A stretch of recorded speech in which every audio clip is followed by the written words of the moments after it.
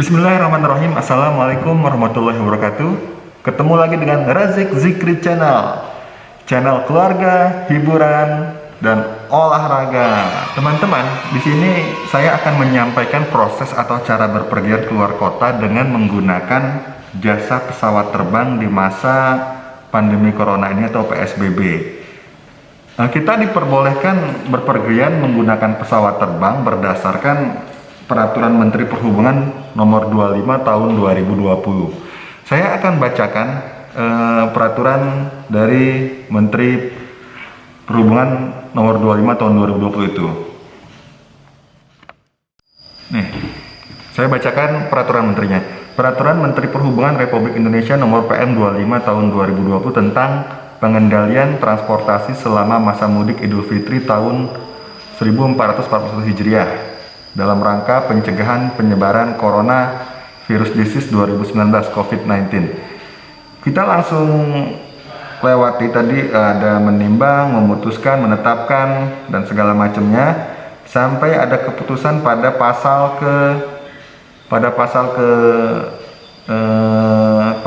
19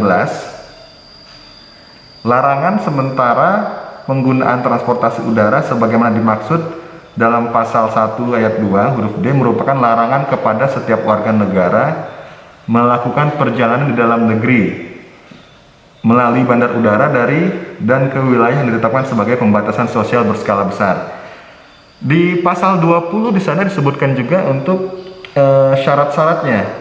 Larangan sebagaimana dimaksud pada pasal 19 dikecualikan terhadap sarana transportasi udara yang digunakan untuk A. Pimpinan lembaga tinggi negara dan tamu kenegaraan, B. Operasional kedutaan besar, konsulat jenderal dan lain-lain, C. Operasional penerbangan khusus, repatriasi dan lain-lain, D. Operasional penegakan hukum, ketertiban dan pelayanan darurat, E.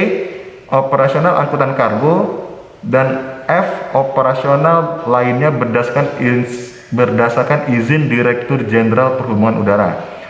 Ayat 2. Penerbangan khusus repatriasi sebagaimana dimaksud pada ayat 1 dilaksanakan sesuai dengan ketentuan peraturan perundang-undangan.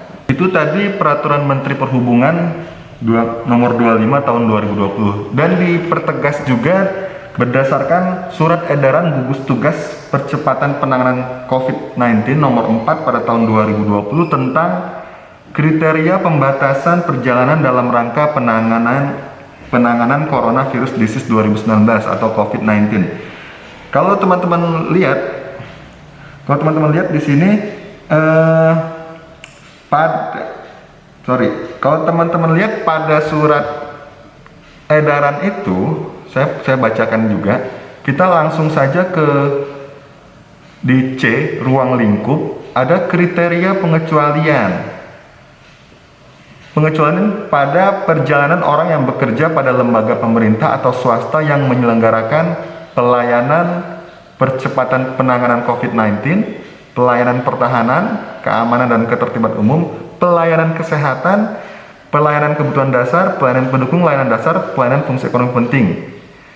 Pada B, perjalanan pasien yang membutuhkan pelayanan kesehatan darurat atau perjalanan orang yang anggota keluarga intinya orang tua, suami atau istri, anak, saudara kandung sakit keras atau meninggal dunia. Pada poin C-nya repatriasi pekerja migran Indonesia dan lain-lain. Untuk syarat-syaratnya teman-teman semua bisa baca di sini. Ada semua pada surat edaran gugus tugas percepatan penanganan COVID-19 ini semua. Jadi kalau teman-teman mau bisa terbang menggunakan fasilitas pesawat terbang, ikuti saja aturan ini, penuhi saja aturan ini. Kemarin saya mengantarkan orang untuk terbang. Saya bukan calon, tapi saya hanya mengantarkan saja. Ya kita ikuti syarat-syarat di sini dan itu harus legal dan harus benar, ya, harus benar. Kalau kemarin saya menggunakan syarat yang poin B, yaitu persyaratan perjalanan pasien yang membutuhkan pelayanan kesehatan darurat atau perjalanan orang yang anggota keluarga intinya sakit keras. Jadi syaratnya itu satu, punya KTP asli. Yang kedua, menunjukkan surat rujukan dari rumah sakit untuk pasien yang akan melakukan pengobatan di tempat lain. Yang ketiga, menunjukkan surat keterangan kematian dari tempat atau almarhum almarhumah untuk kepentingan mengunjungi keluarga atau meninggal dunia. Yang keempat, menunjukkan hasil negatif COVID-19 berdasarkan PCR atau tes rapid test atau surat keterangan sehat dari dinas kesehatan atau rumah sakit, puskesmas, klinik, dan kesehatan. Kemarin saya mengantarkan teman itu karena dia harus berobat ke rumah sakit lain di salah satu kota di Indonesia ini ya. Tadi syarat itu dilengkapi semua ya, dan itu harus resmi karena prosesnya panjang dan benar-benar divalidasi sehingga akan ketahuan kalau itu palsu atau aslinya. Jadi saya sarankan harus asli ya.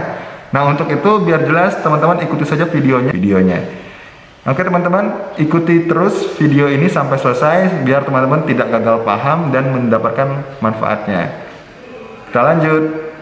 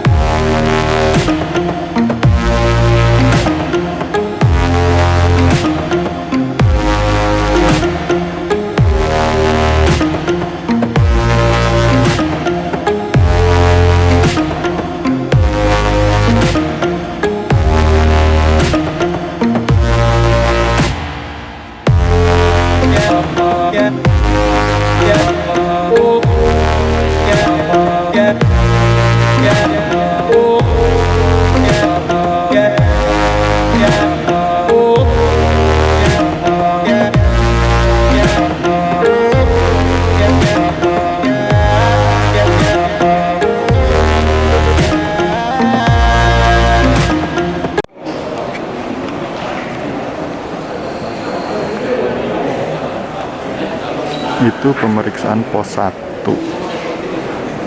Dia memeriksa berkas-berkas yang untuk COVID-19, persyaratan untuk bisa terbang. Ini kita antri untuk ke pos 2. Kalau teman-teman lihat ini ada tuh physical distancing.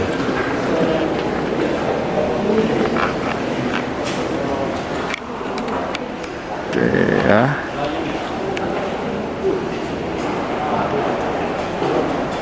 Memang kelihatan antri tapi jaraknya agak jauh kok. Petugasnya juga menjaga jarak kita semua. Social distancing belum berjalan. Oke, selama kita antri kita lihat aja dulu.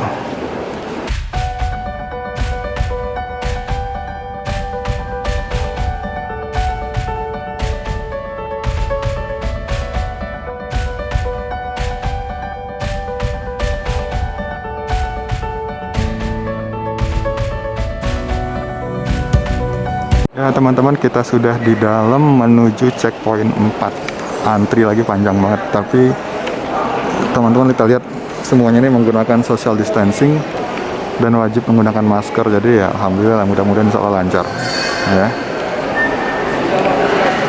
Habis dari checkpoint 4 ini baru kita bisa check in seperti itu. Baru bisa kita untuk check in tiket kita. Habis itu selesai, kita masuk ke gate-nya untuk berangkat nanti.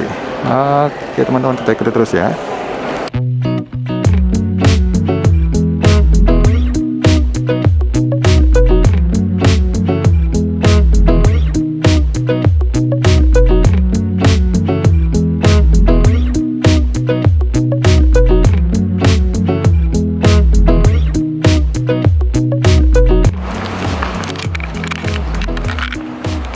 Nah, itulah tadi teman-teman perjalanan kita nganter dan proses dalam pelaksanaan apa sih, terbang pada masa PSBB, apa aja yang tadi yang harus kita lewati segala macam, ternyata banyak banget yang harus kita lewati, syarat-syaratnya juga berat. Oh, luar biasa deh. Tadi saya sampai ke Bandara Cengkareng ini jam 3 lewat 30 pagi, baru selesai pemeriksaan COVID itu jam setengah 7. Nah, itu pun tadi masih belum selesai untuk antri check-in. Habis antri check-in baru kita ke atas lagi tadi. Oke deh teman-teman, ikutin terus perjalanan ini. Bukan ikutin tapi oke teman-teman, itulah tadi perjalanan kita sebentar di percobaan. Atau teman-teman, tahu deh. Oke teman-teman, itulah tadi perjalanan kita hari ini. Sungguh melelahkan. Jangan lupa like, share, dan subscribe. Terima kasih.